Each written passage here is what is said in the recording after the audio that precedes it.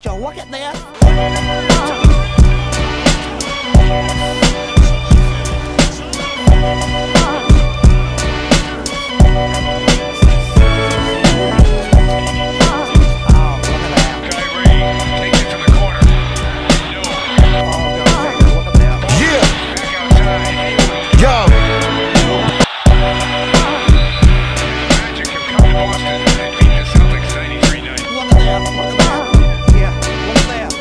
All right, the first week of the 2018-19 NBA season is in the books. Back with another episode of the Causeway Street Podcast.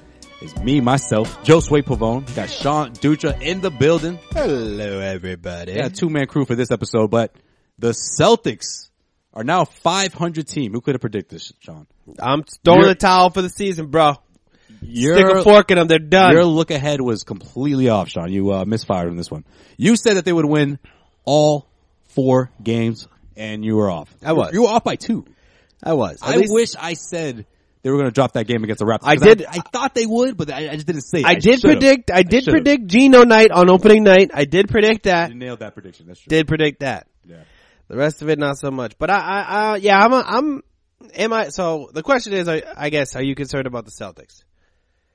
The long run, no, but I think in the long run, yes, a little bit too. In the long run, really? Well, I think the team, the way it looks right now, is going to look completely different by the end of the year. In terms of the players, or are you talking about their play? I think in terms of the roles and possibly players. Well, what's the problem here? What do you think? What's your take on the first 4 games? No.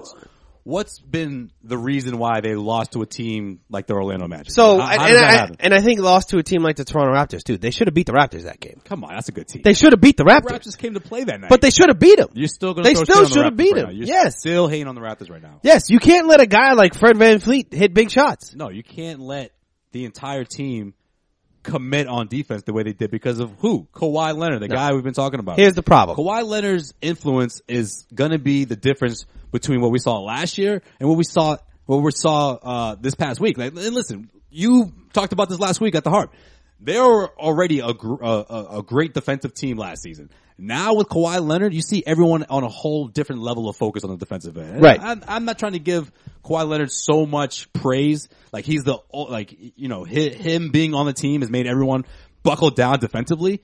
But it's contagious. I mean, we saw that last week. But here's the thing, though. It's like I've been on record to say that if Kawhi Leonard goes against everything that I think is going to happen and commits to Toronto, commits to the defensive end, commits to winning in Toronto, commits to this season and plays a full 82 games, then we're going to have problems with Toronto. That's not going to happen, though. I'm still in that camp of Kawhi is going to have a phantom injury after proving he's back. He's going to play about 50 games this year, and that's. You don't have to worry about Toronto in the long run. So what about the playoffs, though? He's going to step it up here? He's going to sit out? He's going to not want to play in the playoffs on a contract year? Yep, probably not. Sean, you are crazy. Here's my thing, though. The Celtics is where this started, though, right? What is the problem with the Boston Celtics? 2 things. First thing is the offense is me basketball right now. Yes, and agreed. No one is listening to Brad Stevens, I feel like. I don't think it's that. I think they're listening to Brad Stevens, but everyone is sort of wanting to prove themselves because of what they did in practice or whatever. They're wanting to prove themselves because they know that they have enough firepower, offensive firepower, to go off at any given moment. But what's pissing me off about the Celtics is their shot selection. They're just settling way too easily for low percentage shots. You see them jacking up threes. And it's not just about the 3-point shots, but it's just the way they're settling for these jumpers like 10, 12 seconds into the shot clock. I mean, look, they attempted 40 3-pointers against the Magic. 40. Yeah, it's me basketball right now. And the only person that's on has been Jason Tatum consistently. Except for against Orlando. He didn't look too great against Orlando. Well, yeah. But besides that, yeah, I got you. He's been the most consistent. But at the same time, like, so it's weird to say they're trying to play playoff type basketball in the regular season, and that's not what's going to win you games. The game is not slowing down right now. It's not a half-court game right now. It's a team game in the regular season. They were so successful last year when they won 16 straight games and just playing. Yes, Kyrie was the number 1 player and the number 1 scorer on that team, but everybody was moving the basketball and bought into that team. This year, I haven't seen that. I haven't even seen a single shred of it. And on top of that, No one's playing defense. The defense has sucked, and that it has. The most glaring issue I've had with the defense so far is Kyrie Irving. All right, we'll get more into that. Also, I just want to set the table here. We got that, of course. We'll talk about the Celtics' shortcomings throughout the first week of the NBA season. We'll also get into Rajon Rondo versus Chris Paul. That's a topic I really want to get into. But then finally, we're going to revisit a topic that we talked about at the Harp, a recent report surrounding Kevin Durant leaving the Golden State Warriors and going to the Lakers. Oh my God. We got Brandon Scoop B. Robinson joining us. Scoop B writes for basketballsociety.com. You've seen him on CNN, MSNBC. He'll be joining us momentarily. So that's going to be fun. He's going to give us the inside scoop and what he heard, his sources. He's one of the first guys who leaked this story. We'll test his sources. I can't wait to see what he has to say. But okay, back to the Celtics. So, okay, you know what? You talk about the defense, Sean, so let's start right there. The thing about the defense, in my opinion, is on paper, it doesn't translate to the eye test, right? Mm-hmm. They're keeping teams at a minimum under 100 points, right? You saw what they did with Orlando. Granted, Kyrie Irving did pick up his offense in the second half because they really needed that, right? Kyrie was completely off in the first half, which is surprising. Look, I know DJ Augustine's been in the league for quite some time here, but there shouldn't be any defender on the Orlando Magic backcourt that's preventing you from getting into your flow of the game in the first half. But that's what we saw. However, he did bounce back in the second half. What bothered me defensively was these stretches where Orlando would just go on these little mini runs. And the Celtics would retaliate, right? They would get it down from 12 points to 5. And then Orlando would go on these little run, bring it back to double digits. Celtics would get it back down to 4, to 3, but they never once led. The entire night for 48 minutes. Against the Magic. How does that happen against a team like the Orlando Magic? Well, I mean, I think the Magic are showing that maybe they're like a little bit of a surprise team this year. I mean, they always start strong. The Magic are a team that always seems to start strong and fade out pretty consistently because they suck. But, I mean, they've been building that for a little bit now. I mean, you know me, my feelings on Mo Bamba, man. I think he's going to be one of the best rookies in his class. He got some meaningful minutes. He came off the bench, but he played a bit. He plays. He played a bit. He plays. He does play. He does play. And look, I get it. They're big up front. Right. So obviously. And that's going to cause some problems for the defensively, Celtics. that's going to cause some problems. But here's the thing. But I mean, like, you're at home. And Baines didn't play as well, but still, it's like, come on. You can't let these guys stop you the way they did. You're at home. You're the Boston Celtics. You have Gordon Hayward, Kyrie Irving, Jason. You have your super squad. You can't lose to the Orlando Magic when you have already played subpar basketball so far. That should have been a team that they ate up, and they didn't. So here's a little bit of the silver lining. I always try to find that silver lining. Brad Stevens is going to force feed them like this is 7. Like the guy who force fed them spaghetti and meatballs. Remember that? They're going to force feed them this game tape. And make them.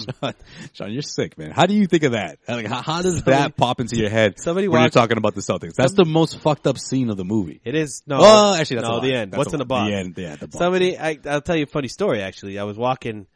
Oh, man. Do I want to hear this? Yeah, I was just in a supermarket, and I heard, like, in the back room, like, you know how sometimes those doors open? Like, the flappy doors. The flappy door where the butchers are. And like I just heard like, "What's in the box?" And I started dying laughing, man. I just Brad Pitt back there. just like fucking Morgan Freeman's just like, "Whoa, no, come on, man, come on, no. What's in the box, man?" Morgan Freeman like pulls him back. He's like, "No, man, no, you don't want to see it. You don't want to see it." That's they go through the doors. He pushes them through the doors. So hold them back. That's yesterday's chicken. You don't want to see that, man. You don't want to see that. Nah, man, but that's what reminded me of 7. You know, force feed him the game tape. He is. No, seriously, no. If I'm Brad Stevens, I'm making sure I'm going straight up Bill Belichick on them in game tape. And just say, that's unacceptable. It's an unacceptable loss. And now your schedule is not going to get easier as you go forward. And if Kyrie Irving isn't playing at a high level on the offensive side of the ball, he is a negative player because he cannot play a lick of defense. That was one of the knocks on him coming into the season last year. And he proved himself that he was able to play defense. This year, he looks like that's an afterthought. Just like his body language, the way he's trying to close out on threes. Like in a switch, he's always the guy who looks like a little lost. He's just like late to turn and then there's a guy shooting a 3. It's between him and understandably, you know, I guess people have been praising Hayward on the defensive end. I think he's doing okay. I don't think he's really understands the team defensive scheme right now.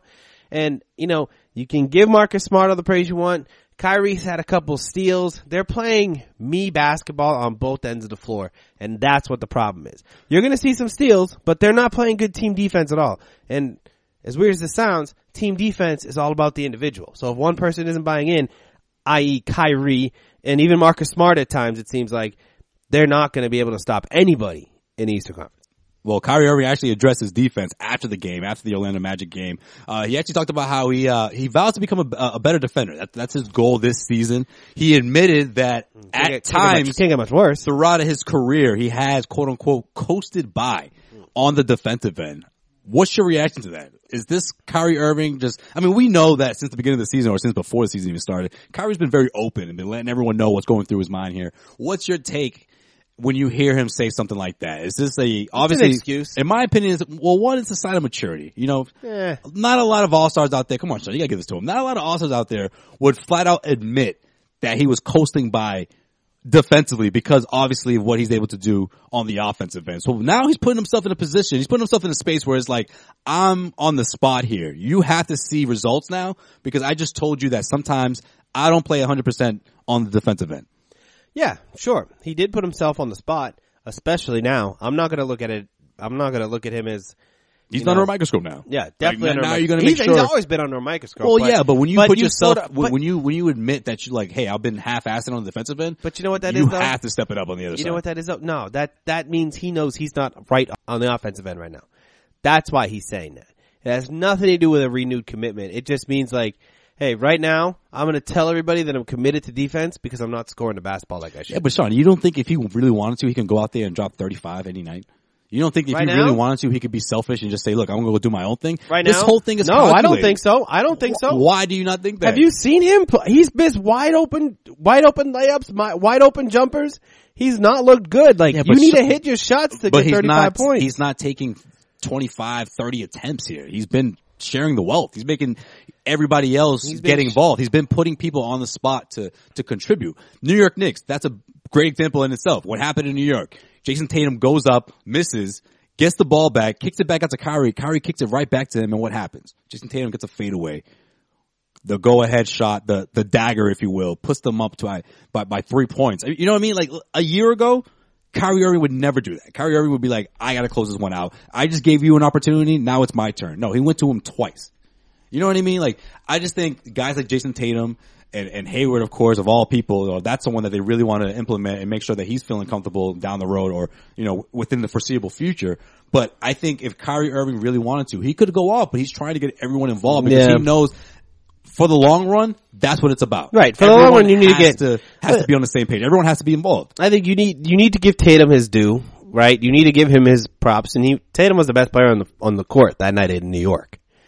Oh yeah, no question. Easily. So give him the shot again, because Kyrie didn't have it that night. He did not have it at all. You know what I mean? That's just self-awareness, which is good. I'm not saying Kyrie's not self-aware, but he's just. I feel like you're saying that like he's. No, he's like he doesn't have it right now. He doesn't have it. I think he has it. No. He's being unselfish. He's being maybe a little too unselfish. No, I think. And then when he tried to be selfish against the Orlando Magic, it was too little too late. No, I think Kyrie doesn't have it. I think he's played one good half of basketball, and that was the second half against Orlando this year.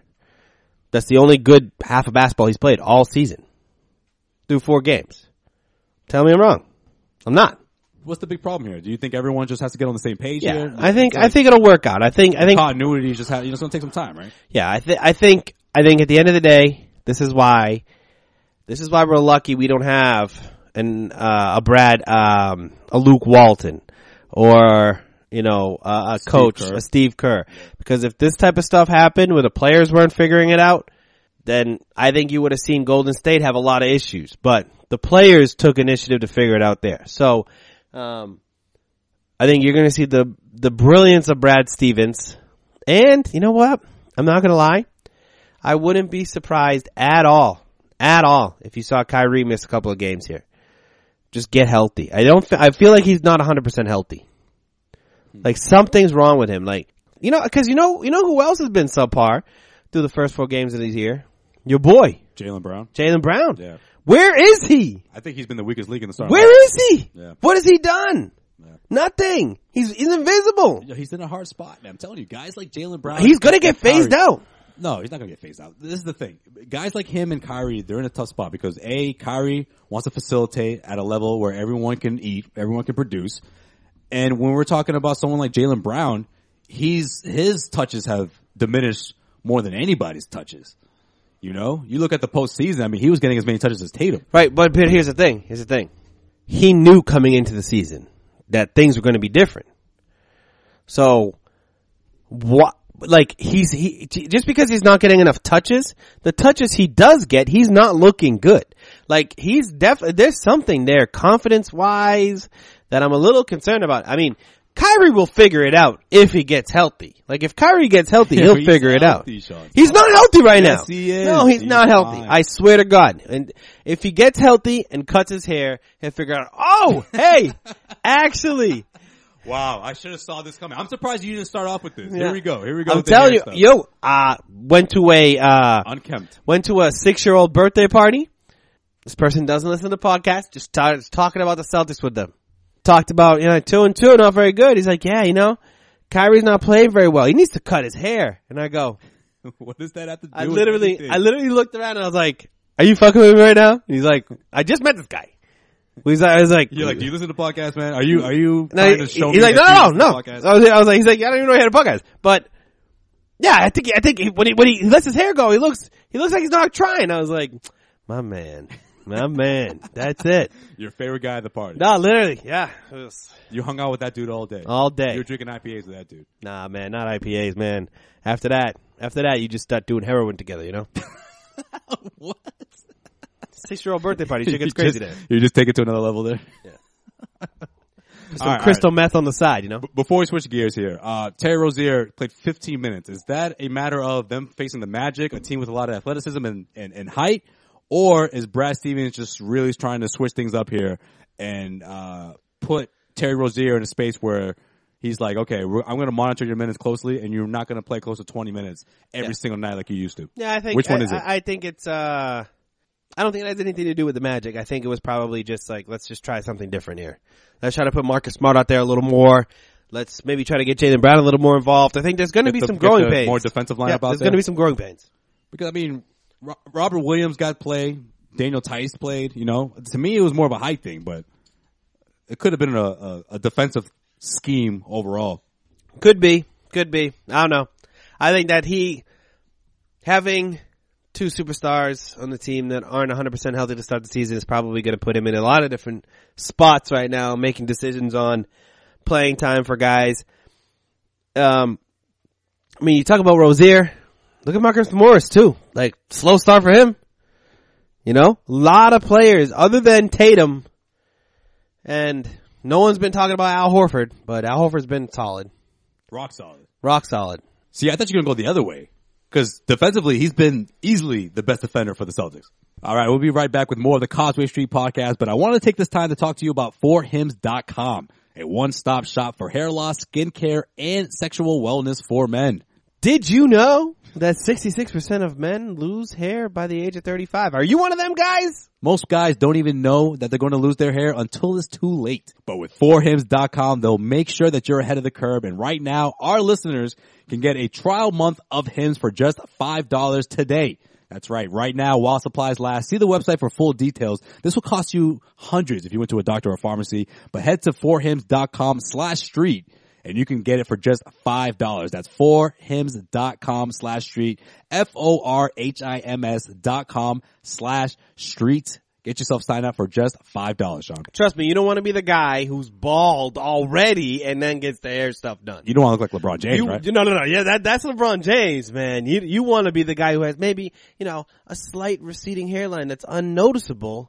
But then you get it. That's the sweet spot. That's when you know it's time to go to 4hims.com. That's when you go to 4hims. That's 4hims.com/street. Sign up today for just $5 right now. You get a trial month of 4hims. You can try it out. If you don't like it, you don't have to go back, but you can try it out for just $5 by heading over to 4hims.com/street and sign up today. All right. Let's get back to this podcast. Let's switch gears a bit. We have to talk about the brawl that went down at the Staples Center. Oh, yeah! Of course, leave it to Rajon Rondo to spoil LeBron James' debut at the Staples Center. I mean, man, these two have hated each other for the past decade. And if you're a Celtics fan, if you've been following the Celtics the last decade, you know exactly what would happen if these two would get into each other's faces. Like, this was bound to happen, and it finally did. Rajon Rondo, Chris Paul, swinging at each other. They both connected on a couple of blows.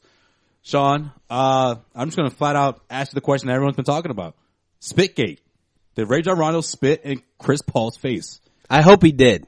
I don't think he did. I think he definitely did. No, he didn't. You watch those close-up videos? Dude, why does everyone say that as soon as I say that? Did you? Because the video don't lie. I watched it. The video don't lie. You can't watch that video and say, no, he didn't spit at it. Do you really call that a spit? That's like mist, bro. Mist. Not to mention the fact that he wears a mouth guard. He wears a mouth guard. I want a reverse angle. Give me the reverse angle. All right, well. Hey, one of the best parts about this fight, did you see that the Red Hot Chili Peppers lead singer tried to get in the brawl? Anthony Kiedis? Yeah, he had to get pulled out of the stadium, bro. Anthony Kiedis tried to get into a fight. He tried to get on the court. When it all went down, he had to get he got pulled back by security. No, dude, you're doing that Sean thing. No, he got pulled back by security and Flea. They were both like, no. Yo, look it up. Anthony Kiedis and Flea tried to get onto the court. No, Flea was holding Anthony Kiedis back, and then Anthony Kiedis tried to get out, and he got escorted out of the stadium. That's fake news. It's not fake news, bro. No, Anthony Kiedis still did try to get on the floor. I think it's funny, but all right, well, I got an update for you, Sean. What? Rajon Rondo, for the first time, Yeah? talked about it. And he opened up to ESPN right after the suspension was handed down. And he said this. He said, "This is the only time I'm going to address this. I had a mouthpiece in my mouth, and I was exasperated because I was about to tell him to get the F out of here. Look at my body language in the video. My hands are on my hip. I turn away for a second. I look at Eric Gordon and Carmelo Anthony in the video. If they saw me spit, they would have turned their face or something. They had no reaction. Of course, the NBA went on his side, of course, referring to Chris Paul, because I got 3 games and he only got 2. Everyone wants to believe Chris Paul is a good guy. They don't know how he's a horrible teammate. They don't know how he treats people. Look at what he did last year when he was in LA, trying to get to the Clippers locker room. They don't want to believe he's capable of taunting and igniting an incident. He comes out and says, I spit, and the media sides with that. So obviously Rajon Rondo was not happy about the suspensions. He's you know what? I didn't hear about this. I agree. So here's the thing. It's easy to side with Chris Paul because I'm not siding with Chris Paul, by the way. Rondo has that reputation. What I'm thinking is you agree with what he says about how the media treats him throughout the situation. They're saying that pretty much everyone's been siding with Chris Paul. And truthfully, Rajon Rondo is spitting in his face. I hate Chris Paul. I don't like Chris Paul. I'm okay if Rajon Rondo spit in his face. I'm okay with that. And I'm happy that he knocked him out too. Well, I didn't knock him out, but you know what I'm saying. That would have been crazy. Do so. For an NBA fight, that was basically a TKO. Yeah, I gave it a 2-piece. Yeah, boom, boom, boom. He did get caught. Though. 2-piece combo. Chris Paul caught him back with the uppercut, though. 2-piece combo. Yeah, he did. Not he a lot got of him people back. talking about that. That's true. That was underrated. He got him back. He touched him up. But listen, if someone touches your face, he pretty much put his finger in his eye. And talk about reaction time, Chris Paul. Rajon Rondo literally cocked back a fist. He literally took and went bang, back, and at you, and you didn't move a fucking inch. You know what I love about it too? He did what he did. He got pulled back, and he went straight to the locker room. Here's my big. Oh, He's yeah, like, I'm yeah. done. No. Okay, I'm not gonna get anywhere closer to him now. I'm done. There's no reason for me to be on the floor anymore. I'm out. Good night, everybody. Here's See you later. Here's the biggest thing. Love Rajon Rondo. I also am 1,000% in on bringing the actual NBA fight back. I was so happy to see that the suspensions weren't really long.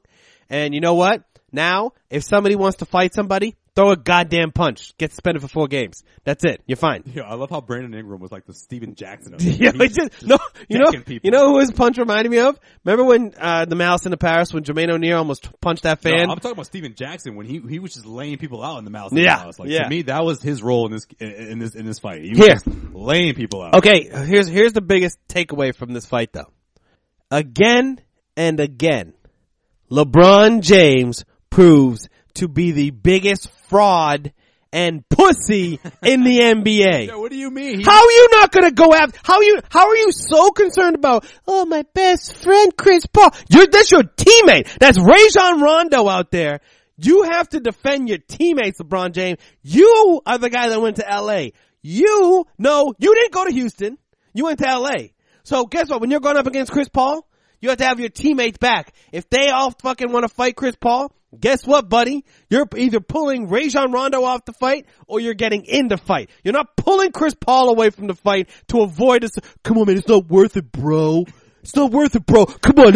You know Rajon Rondo's a dick. Yo, fuck LeBron James. LeBron James showed his true colors in that, and that is why I hate LeBron James. In that video, if you are a NBA superstar, which whatever he is, he's the best player in the NBA. Whatever. Yeah.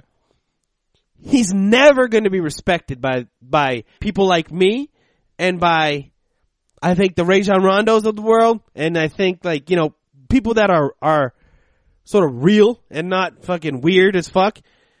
That is why I hate LeBron James. What do you want to do? Throw blows? You want to No. Start punching Chris Paul? Why are you worried about Chris Paul? Worry about Rajon Rondo. Pull him off. You don't want Rajon Rondo, your teammate, getting suspended more games than Chris Paul. Then pull Rajon Rondo out the fight. Why are you pulling Chris Paul to save him? Maybe worry about your up and coming so-called superstar Brandon Ingram coming out of nowhere and throwing fists. Instead of pulling him back, you're pulling the opponent back. Fraud. Absolute fraud. It shows you, people ask me all the time, LeBron James started a school. LeBron James stand up to Trump. LeBron James does all this. Joel said, LeBron James has the barbershop. No, you know what I mean? Like, I think it's stupid. Why do you hate LeBron James so much? Watch that video. That right there is why I can't stand LeBron James. Right there. That was literally the first thing Sean brought up when we talked about the fight. Like, where was LeBron? Why was he defending his teammates? I don't know. He doesn't defend his teammates. He doesn't. I think he defused the situation. I give No. He didn't defuse but I don't have a problem with it. What is wrong with you? How do you have a problem with that? How do I have a problem with it? It's because, listen, give me a player. Any good player. Wait, let's just even say Anthony Davis. No. Okay, fine. Anthony Davis? You think that Anthony Davis is worried about Chris Paul in that situation? No, he's pulling Boogie Cousins out of there. Right? Let's say Kobe Bryant. Or he knows that Rajon Rondo can get the best out of him. He knows that Rajon Rondo could fuck him up. So he was trying to hold him back. I don't know. I get what you're saying. Because you're the leader of the team. You're supposed to be rallying the troops and having their back. You should be either grabbing your guy or pushing the other guy. And you know what? If you think you're a legitimate team in the Western Conference, I get what you're saying, but I don't have too much of a problem with it. If you're a legitimate team in the Western Conference, guess what? There should be some bad blood between you and Houston. That's a team you need to go through. Don't be helping Houston out. That happens outside of the NBA court. You're not friends with LeBron James after that. All right. Well, we'll see what happens after the suspension. In the meantime, let's get to our guest. We got Brandon Scoop B. Robinson waiting patiently for us as we bring him in. Scoop, first of all, thank you for stopping by. Thank you for checking on the Causeway Street podcast. How you doing? Man, I'm good. Thanks for having me. I'm just home cooking a little something to eat. Getting ready to watch the World Series. Okay. There we go. All right, what you got there? You got something good? Just a little something. Just some okra and tomatoes with some rice and some baked beans and putting a little steamed shrimp with it. Hachi machi. There we go. All right. Man, Brandon's got some company coming over. Yep. All right, we won't keep you on the phone for too long. Next time we bring him in the studio, man, you got to bring some leftovers. And this is for me, myself, and I just was on a road trip. I see. All right. Well, hey, Brandon, we appreciate you taking the time. So Brandon was, like we said from the top of the episode, one of the first guys that broke this story about Kevin Durant and what he's going to do next season. Brandon, I'm just going to let you have the floor here. What are you hearing exactly about Kevin Durant, where his head is at in terms of 2019? Well, the Los Angeles Lakers is the team, the destination, and the final, I don't want to say final attraction, but the coming attraction, if you will.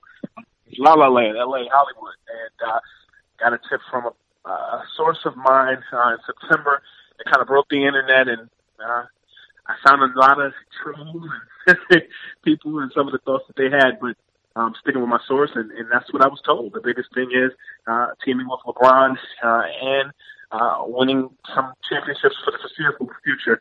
I'm not just saying this because I'm on the phone with you guys and you're in the Boston area, but in the next year or two, you're going to see a rehash of the Celtics and Lakers rivalry, and why not have the best chess piece next to LeBron James in Los Angeles? And the Celtics aren't done fine-tuning. So you're going to see another Celtics-Lakers rivalry, and it starts this summer. Yeah, you can sort of see that when LeBron went there, that was sort of destined to be. But Durant joining him, huh? I mean, How much you believe this source? You believe you riding and dying with this source? I ain't right with anybody but Jesus Christ himself, but this is what I'll tell you. The source that reached out to me gave me some tips on a few other things that became true. Told me a week before Luol Deng and the Lakers got the buyout that was going to happen. That same source told me that Kevin Durant was going to be doing a TV show with ESPN Plus as in production, with LeBron James being the special guest. That was news a week after this particular source told me. And this source has also been in the conversation or had conversations with the powers that be pertaining to the Houston Rockets and the Minnesota Timberwolves, which I've reported on over the past month and some change. So this source has knowledge, has been right on about some things, and certain things are still developing. So I won't say I'm ride or die with the source, but the source is in the know. Okay. All right. All right. Well, Brendan, how much of this plays into what LeBron James did? Like, was this whole thing calculated? Because I can't help but think that there's no way LeBron James would go to L.A. without something like this promised. Do you think this is something that it was calculated a year ago, maybe 2 years ago, between him and Durant, something that they talked about before LeBron ultimately decided to leave Cleveland and head over to L.A.? Did he go to L.A. knowing that Kevin Durant down the road was going to be waiting for him after this season? Well, this is what I'll say to you. I'll say to you that LeBron James going to the Los Angeles Lakers this offseason was definitely a balance of basketball and intellectual property and branding. The Cleveland Cavaliers had their window with LeBron, and LeBron went to the Western Conference to let the young boys, the Celtics and the 76ers, as well as the Wizards, figure things out. That being said, Los Angeles was a perfect move. You had a young talent on that team. You have a Brandon Ingram who, despite having some good hands, has some hands on the basketball court as well. You have Kyle Kuzma who can play well. Lonzo Ball can play a role with that team as well as Rajon Rondo. But I will say to you that LeBron and everything that he does is calculated. If you listen to what he said during the NBA Finals last year's NBA Finals, the last season's NBA Finals, he said that the place where he goes will be about family and some way that the family is familiar with. He doesn't speak in code. He's not a rapper, but Los Angeles is a place where he has called home in addition to Northeast Ohio. And for Kevin Durant to come in, you figure free agency next season, what will they do with Draymond? What will they do with Klay Thompson? Boogie Cousins has some things to figure out. The Warriors are still the NBA champs. Boogie Cousins told me last month that the Golden State Warriors are like Play-Doh. You can mold them to whatever you want them to be. You'll see what happens this offseason with the Warriors. Will they make it to the championship? We'll see. But I think when you look at the Lakers, they're definitely not done building. And I think signing LeBron was the first step. I will tell you that LeBron was so deep into signing with the Lakers this offseason, and Paul George and he did talk. I will tell you that Paul George did agree verbally to sign with the Lakers, and then in the 25th hour decided to go to OKC. LeBron was so deep into it, he couldn't back out of it. LeBron is definitely in L.A. for the next 2 to 3 years, 4-year contract, but, I don't think that they're done building. Kawhi Leonard in Toronto has, changed some things too, but they definitely need 1 or 2 more pieces, as you're seeing in the first half of the season, or the first few games of the season. Yeah, so that was my question. KD, so let's hypothetically say KD is the front runner to go to LA and join up with LeBron. Do they still make a play for Kawhi Leonard then? Because all signs point to Kawhi Leonard making a pit stop in Toronto and ending up in LA. How does this news and this affect Kawhi Leonard and his future? I can't speak definitively about whether or not Kawhi Leonard will join the Los Angeles Lakers, because I think the NBA is a long season, and Toronto and he are pretty cozy early in the season. And you saw what happened with Paul George this offseason, where he ended up staying with OKC. What I can tell you is I think LeBron and KD are both in perfect situations, because LeBron leaves the Eastern Conference that was becoming increasingly more competitive. The Western Conference is too. But he doesn't have to go against the Warriors in the NBA Finals. So when you look at what LeBron is doing, he's setting up shop for the future. When you look at all those other pieces, a lot of other teams, it's kind of like the Big Three. When you looked at the Big Three in his first year, there were retired players who were looking at that situation, seeing how they did in their first year. Second year, you have more players. Next year, you'll have more players coming in. To that point, when you look at the Lakers, it's the same scenario. You have a situation where people are watching LeBron and seeing what he and all those younger guys are doing. The mix of younger guys and older guys. I think people have the misconception that it's just a young team. That being said, there will be some people that will find Los Angeles competitive, you know? So I think when you look at the long haul, LeBron is in a good situation because there's no pressure to get to the finals. Everybody's expecting that the Warriors will go to the finals. I mean, there was talk before the season started that the Rockets are still a viable option. Defensively, there are some things that have changed, but the Lakers are in a good position to recruit because you know what you're getting in the purple and gold.